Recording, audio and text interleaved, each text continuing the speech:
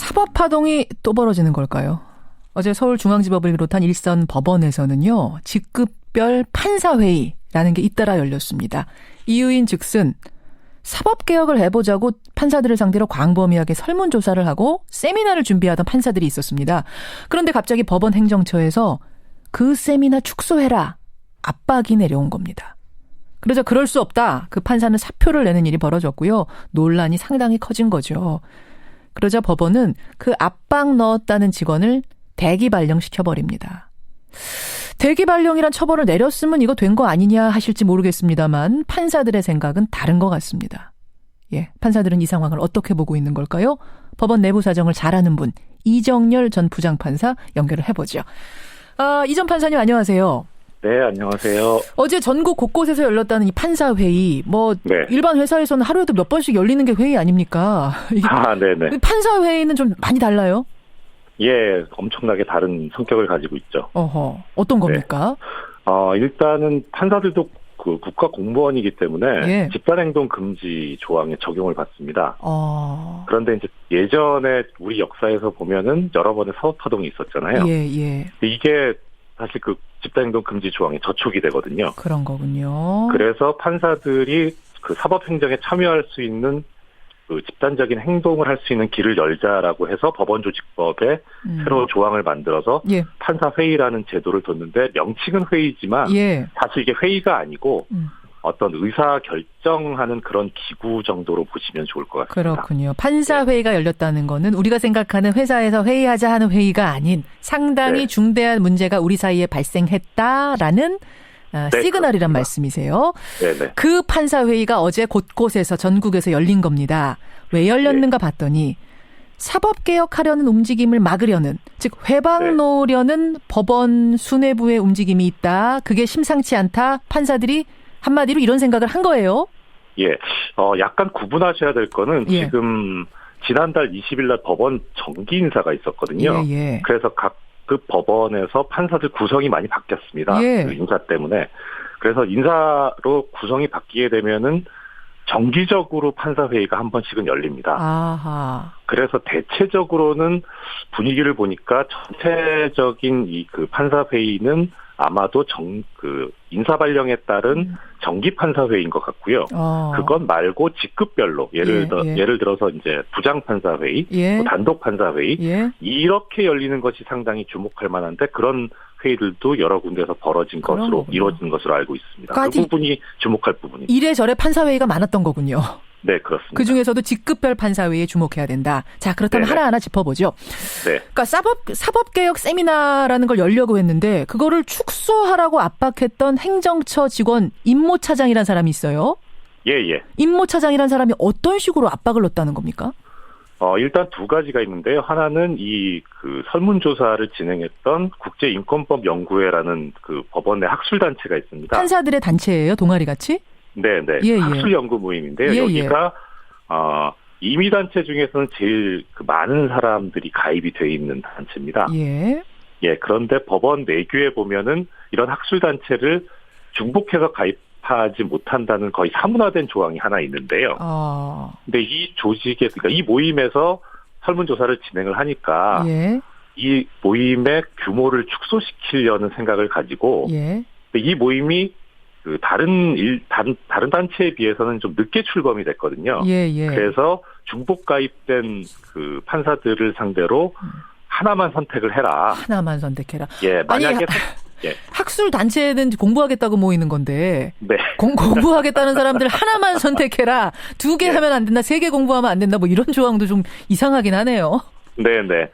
그래서 그 바람에 이제 하나만 선택하고 만약에 선택하지 않으면 최초 가입한 것으로 강제 정리해버리겠다라고 했거든요. 그래요? 그렇게 하니까 결국 이 늦게 출범한 그 국제인권법연구회, 원래는 이제 인권법 커뮤니티라는 데서 발족이 된 건데 여기가 축소돼 버리게 되는 겁니다. 그렇게 됐군요. 그런 노림수가 있었던 거죠. 그거 하나하고 또 하나는 처음 시작할 때 말씀해 주셨는데 대기 발령이라고 말씀하셨는데 사실 대기 발령은 아니고요. 엄밀하게 말하면 법원 행정처로 발령을 받았다가 이 지금 축소 저지 움직임을 전임자로부터 인수인계받은 판사가 여기에 저항을 하니까 다시 그러면은 법원 행정처 발령을 취소해버리고 원래 있던 법원으로 돌아가라라고 2시간 만에 다시 발령을 낸 그렇게 겁니다. 된 거군요. 네. 예. 그래요. 그런 움직임. 아니 근데 그 설문조사 국제인권법연구회라는 곳에서 한 설문조사 결과가 어땠길래 그걸 발표하려는 걸 이렇게 막아보려고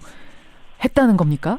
결과 자체는 아직 지금 발표는 안 났고요. 이달 25일 날 연대 그 법학전문대학원하고 이 국제인권법연구회가 공동 개최한 학술 대회가 있는데 여기 발표 자료로 지금 설문조사가 진행이 됐고요. 근데 이 설문조사 내용이 이제 그 대법원에서 좀 그 신경을 쓸 만한 그런 내용들입니다. 뭐 고등법원 부장판사 인사제도라든가 뭐 이 사법권의 독립이라든가 뭐 정관예우 문제라든가 이런 거를 다루고 있는데요. 문제는 전국 판사가 한 2,900여 명 정도 되는데 네, 500여 명 정도가 여기 설문조사에 응했어요. 그래서 이게 어떻게 보면 6분의 1 정도라 적게 볼 수도 있지만 판사 내부적으로 보면 상당한 숫자거든요. 500명이 설문조사에 응했다는 건 우리 그냥 일반 여론조사에서 국민 500명이 한 것과는 비교가 안 되는 상당히 큰 규모의 조사였다. 의미가 실리는 조사였단 말씀. 네네. 이 두 가지 측면에서 볼 수 있는데 하나는 예전에 있던 사법파동이 큰 반향을 불러일으켰지만 실제 참여한 판사 숫자가 1-20% 정도밖에 안 되거든요.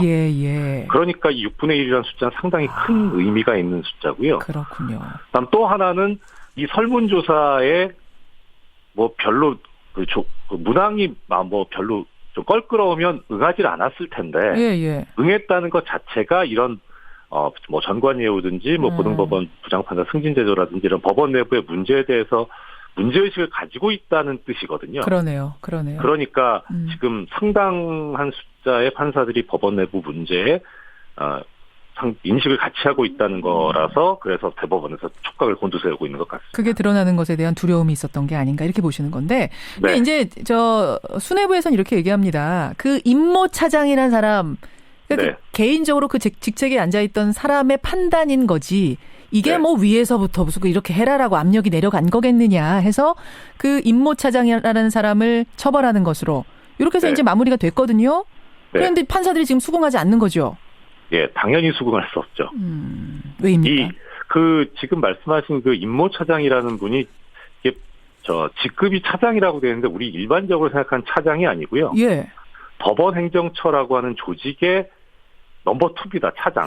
차장이 그런 차장이에요. 넘버 2. 굉장히 높은 분이네요. 이분도. 그러니까 일반적인 법원 내 직급으로는 법원장급입니다. 법원장급. 그러니까 어떻게 보면 대법원장, 대법관, 그다음 법원장이니까 엄청난 수뇌부인 거죠. 그래서 단순히 뭐 말단 직원의 어떤 뭐 과잉 충성의 문제가 아니고 이거는 법원 행정처라고 하는 사법행정을 담당하고 있는 기관의 두 번째 사람이 저지른 것이기 때문에 그 사람만의 독단적인 행동이라고 절대로 볼 수 없는 거죠. 그 사람만의 독단적인 행동이라고 해도 이미 그 사람이 말단 직원은 아니라는 의미시고 게다가 그 위에도 또 연루되어 있을 가능성도 있다고 판사들은 의심하는 건가요? 네, 그렇습니다. 그러자. 그리고 게다가 이제 들리는 소문에 의하면 이 지금 법원 행정처뿐만이 아니라 대법원의 대법관 그 실에 재판 연구관들이 있거든요. 뭐 부장판사급들도 있고 이쪽을 통해서도 압력이 들어갔다는 소문이 있거든요. 그래서 이거는 법원 행정처만의 문제가 아니고 대법원 전체에서 조직적으로 행해진 그런 그 조치가 아닌가 그렇게 지금 의심들을 하고 있는 겁니다. 근데 지금 청취자들 문자도 들어옵니다만 지금이 어느 시대인데 학술 세미나 연다고 그걸 막으려고 이렇게 뭐 여기저기서 압력이 들어가고 이해할 수가 없다. 이런 문자들 지금 많이 들어오거든요. 전에 같이 일했던 동료 판사들하고 이 문제로 뭐 전화 좀 해보셨어요? 얘기 좀 나눠보셨어요? 상당한 분들이 많이 얘기를 해주고 저도 좀 여러 군데 여쭤보기도 하고 그랬는데요. 뭐라고들 하세요? 단순히 지금 그냥 불거진 문제는 아니고요.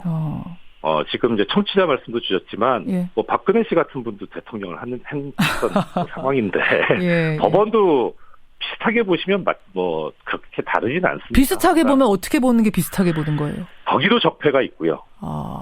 그리고 그다음에 특히 양승태 대법원장 같은 경우에는 이제 임기가 얼마 안 남았거든요. 6년 가까이 해왔기 때문에 처음부터 그런 성향을 보였던 데다가 이제 그것이 끝으로 가고 있으니까 정말 극단으로 치닫고 있는 게 아니냐라는 그런 인식들을 하고 있는 겁니다. 많이들 부글부글해 합니까? 일선 판사들? 네, 정말 문제입니다. 이게 그동안에 양승태 대법원장이 인사권이나 보직권을 남용을 하면서 징계도 뭐 남발을 하고요. 그래서 뭐 예를 들어서 김동진 부장판사나 뭐 서기호 전 의원 같은 경우에 부당하게 징계받고 부당하게 재임용 탈락하고 이런 식으로 해왔기 때문에 판사들이 어떻게 뭐 할 수 있는 방법이 없었던 데다가 결국은 뭐 그 전임 대법원장 시절이긴 하지만 신영철 전 대법관의 그 촛불 사건, 배당 조작 사건 있었잖아요. 그때도 이 사람이 아무런 뭐 징계나 이런 것도 받지 않고 대법관 임기를 무사히 마칠 정도로 이렇게 전혀 문제 해결이 안 되는 상황들이었거든요. 법원 내에도 적폐가 있었다. 적폐가 있다. 이거 이번에 좀 깨보자라는 게 일선 판사들의 지금 움직임. 5차 사법파동이 2009년이었어요. 네네. 지금 2017년. 조금 전에 말씀드린 그겁니다. 신영철 대법관 그 사건. 그렇죠. 그렇죠. 6차 사법파동까지 이어질 조짐도 보입니까? 현재, 그러니까 지금 이 말씀을 드리고 있는 시점에서는 약간 분위기는 이제 좀 소강 상태로 간 것 같은 느낌이 들긴 합니다. 좀 지켜보자로? 쎄했었는데요. 지금 보도된 바에 의하면 이인복 전 대법관께서 이 사건의 진상을 조사하기 위한 대표를 맡으셨다고 하더라고요. 진상조사위원회가 이제 꾸려졌어요. 네네. 근데 이 이인복 대법관이 이제 인품도 훌륭하시고 실력도 출중하신 데다가 많은 후배 판사들의 신망을 받으시는 분이거든요. 그래서 일단은 한번 지켜보자라는 움직임이 나오고는 있는데 그런데 이제 이 사건의 본질을 제대로 보고 있는 사람들은 아까 말씀하셨던 임모차장 사법연수원으로 보직을 바꾸고 그렇게 뭐 일선에서 물러나게 한 거하고 진상조사위원회가 꾸려진 것만 갖고는 결국은 또 본질이 덮여질 수 있다 예전처럼. 그리고 중요한 것은 이게 그러니까 어떤 그 학술 모임 저지라든가 설문조사 뭐 반향을 축소하거나 이런 게 본질이 아니고 결국은 사법부 내에서 판사들의 재판권을 침해하고 인사권을 가지고 내부로부터의 사법부의 독립을 흔드는 이런 것을 어떻게 이제 막을 것이냐 하는 게 본질인데 그 본질로 알겠습니다. 과연 갈 수 있을 것인가가 문제죠. 여기까지 말씀 듣죠. 6차 사법파동까지 정말 이어지는 건 아닌가 걱정스러운 상황. 이정열 전 판사 고생하셨습니다. 고맙습니다. 감사합니다.